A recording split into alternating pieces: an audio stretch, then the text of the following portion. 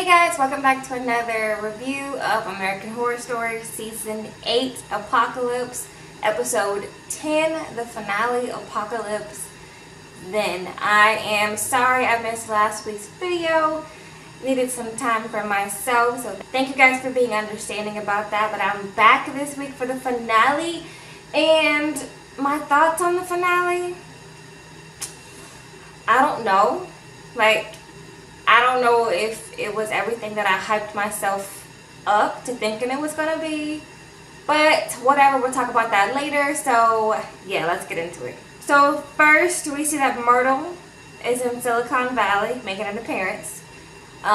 She is at Jeff and Mutt's business, but she has to get through Miss Venables first. And we see that Miss Venables not letting her in at all. Like, she's just like putting her hand up like, nah. So they have a little war of words, and Myrtle, purple is for royalty, not for middle management. That is what she tells Miss Venable as she puts a spell on her to finish doing her little work and not worry about Myrtle sneaking in the back to see Jeff and Mutt. So she gets there, she gets back to see Jeff and Mutt. Jeff and Mutt they have a map of where the outposts are. They're arguing because Jeff wanted to go to the Bahamas, the outpost in the Bahamas, but Mutt had put them in Virginia, and he was like, really? That's going to be where our last place is going to be, in Virginia? We got to restart the world in Virginia? So they're arguing about that. Myrtle pops in, and Myrtle's like, okay, this is cute, but y'all need to make some room in Outpost 3 for the Vanderbilts. And the Vanderbilts are a wealthy family, Coco's family, and that's the reason why she's able to get an Outpost 3, because Myrtle made Jeff and Mutt make some room for them so that they have some space in there for her and for Mallory. So we cut to the bayou, and we see that Cordelia is telling Coco and Mallory that they have to be put in an identity spell, under an identity spell, and that they have to be under an identity spell because Michael's going to know if they're witches. So they have to convince Michael that they're not witches, and so the identity spell is the best. And it has to be Coco and Mallory because Coco has the tickets because of her daddy, and Mallory is the most powerful one, the next Supreme, who's able to resurrect the coven, or, you know, rewind the apocalypse, basically. They're having a little mushy time, Mallory and Coco, because Coco is good on this side. On this side of the identity spell, Coco is really nice. But Cordelia's like, we're going to make you more like Madison. And she's like, no, I want to be like Madison because Madison is evil. So they get through with the identity spell. Whatever. And so we jump to the future, like actually when the apocalypse has happened, and Coco and Mallory are in the SUV that's been driven by Madison. And she's the chauffeur. Madison turns her head and she sees that, and she's a big billboard of Dina. And she's like, okay, so she ain't got no personality, no charisma, so it has to be that she sold her soul. So then Madison goes back to the bayou to tell Cordelia and Myrtle that Dinah has sold her soul, and they're in jeopardy because she could know if they're playing and know what they're doing and just mess everything up in the future. But Cordelia's like, she's not powerful enough to get through my identity spell, so we're not going to worry about her. We're not going to burn her like Madison wants to do. So then we have a flashback to Mallory and Michael when they're having their little disagreement after the apocalypse, where they're in the bunker and the identity spell's basically wearing off. Mallory is starting to, her power is starting to get more noticeable, and she kind of makes stuff like, and her power kind of lifts the fire and stuff, and Michael can feel her power, and then he reveals his true face to Mallory, and then he's like, okay, who are you? Because you're not some regular human person. So we flash back to that. I was like, alright. Soon as Mallory has that idea that she's unsure about herself, whenever she realizes that she has powers in that bunker, that's when Cordelia, Myrtle, and Madison are awakened, and they basically just buried themselves by the bayou, and that's how they survived. Myrtle's like, the bayou has rejuvenating properties or healing properties, so That's how they were kept safe. So they get to the bunker where Michael is after the apocalypse. Michael's like, oh, okay, y'all are here, cool. All your covenants here, cool. I don't care. I'm gonna give y'all a chance to kneel to join me. If not, y'all just gonna die. And he has Mead right next to him, like, you know, like boosting him up, like, yeah, that's what's gonna happen. So Cordelia's like, nah, that's not gonna happen. And Dina's like, speak for yourself. So Dina's like, I want to be on the winning side. So she chooses to walk up there like she's going toward Michael to join his side. And then we see Angela Bassett. Angela Bassett comes from out of nowhere, just straight out of hell, because she was torturing, I forgot the woman's name, the slave owner in New Orleans who was torturing them slaves back in Coven. So Marie Laveau has been torturing her in hell, but Cordelia steps in and she's like, Papa Legba says you've been doing a terrible job at torturing this woman. You don't have the heart for it. Come out of hell.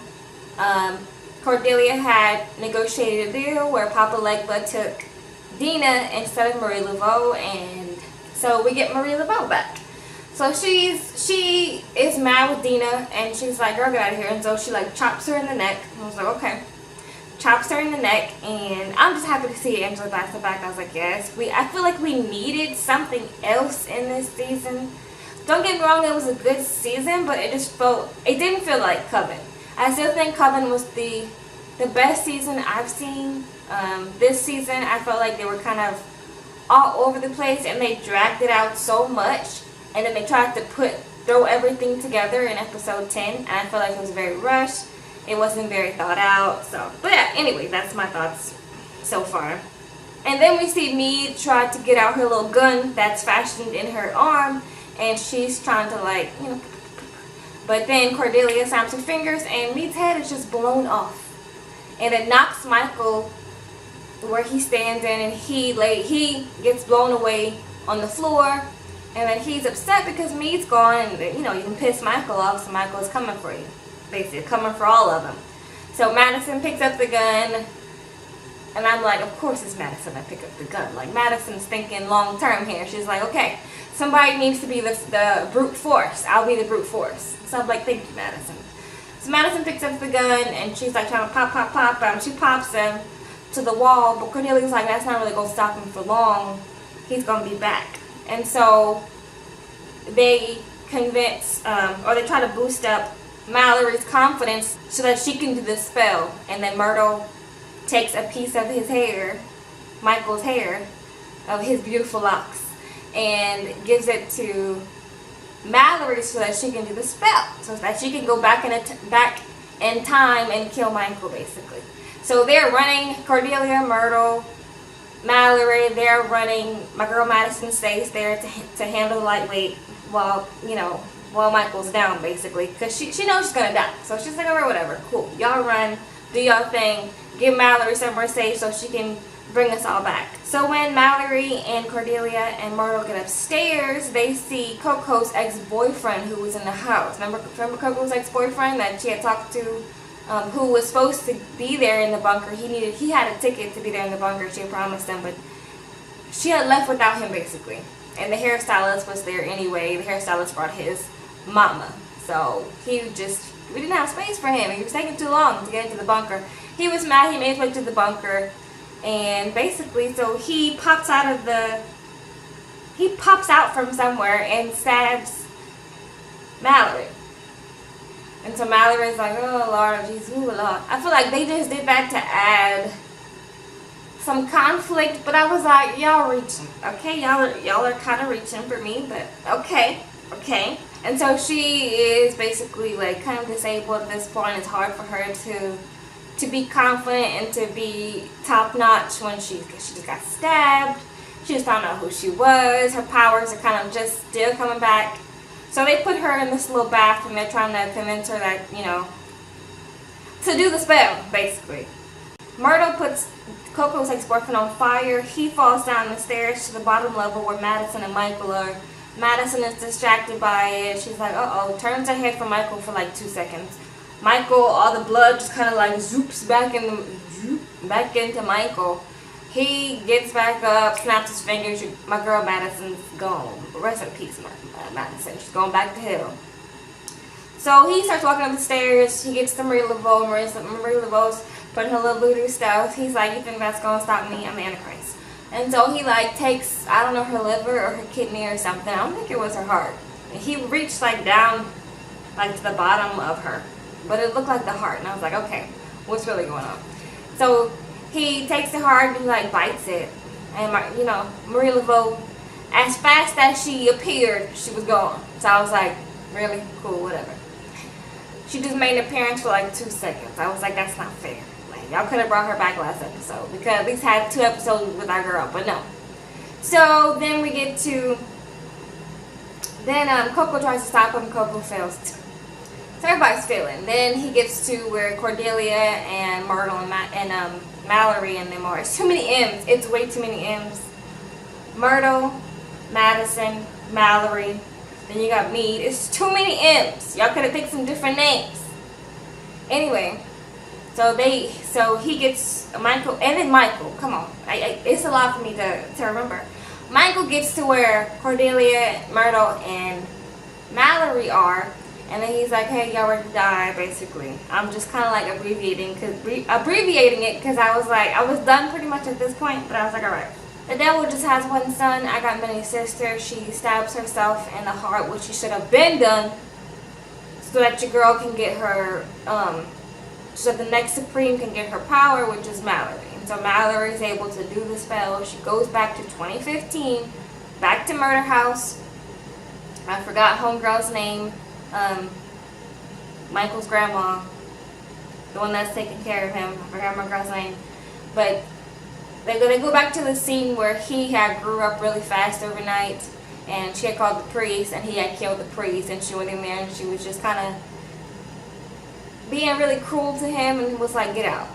And he was like upset, and he walked out. And then as soon as he walks out, Mallory takes a truck and then just does a hit and run on your boy, and just backs it up, reverses it, flips it, and reverses it. It's your flipping lip and frying yep. And I was pretty much still done at this point. I'm like, y'all are really reaching right now. Like, y'all are reaching. So Mallory does her job, basically kills him. His final words, when his grandma comes out, he was like, bring me back in the house so I can be with you forever. And she was like, go to hell. And he was like, okay, cool. And then we get to some more foolishness. We get to Timothy and Emily. From the beginning, we realized in the first or second episodes, they had mentioned whenever they captured Timothy and Emily that their bloods were pure. And so we get to them, they meet. She's leading a protest. He's sitting down, have a coffee. They wind up together, have a baby. This guy turning red and whatnot, a baby 2, 3. The baby is the next Antichrist. I was done. I was like, alright, okay, cool. So, okay, I guess. I mean, could they have come up with something else? Probably. I was just like, okay, cool. I was kind of over with it. Like, I just thought it was such a rushed way to end the season. A really good season. They just rushed it so much that I felt like it just took away from the whole season. Like, it was too rushed. And they tried to, like, they just kind of gave up with the storyline. They were like, whatever, throw something together. Like, if they were like, we ain't got that much time, let's just write something and throw it together. And that's kind of what they gave us tonight. Yes, I was excited to see Angela Bassett. And that's pretty much it. So, I hope you guys enjoyed it more than I did. I didn't really enjoy it that much. And I'm upset that I didn't enjoy it because I do love American Horror Story. But I feel like they just rushed this. I'm like, no. And then the drive-by scene, I'm like, what is this? Michael has to die from a drive-by? I was like, okay, cool, girl.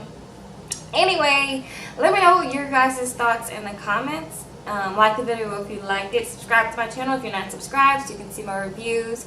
Is there anything else you guys want me to review on this channel? I watch a lot of shows anyway, so I will find something to review because I do enjoy reviewing them, and it'll probably be something scary, something on Netflix, I'm not sure, but I will find something to review. But if you guys have anything in mind for me to do, leave it in the comments. Yeah, and I'll see you guys in the next one. Bye.